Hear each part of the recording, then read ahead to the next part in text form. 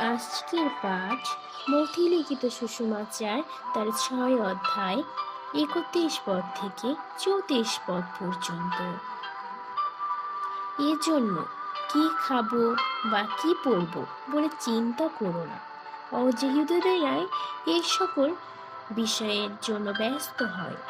তাছাড়া তোমাদের স্বর্গস্থ পিতা তো জানেন যে এইসব জিনিস তোমাদের দরকার আছে।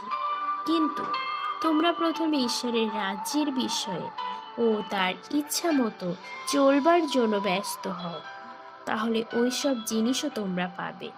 কালকের বিষয় চিন্তা করো না, কালকের চিন্তা কালকের উপর ছেড়ে দাও।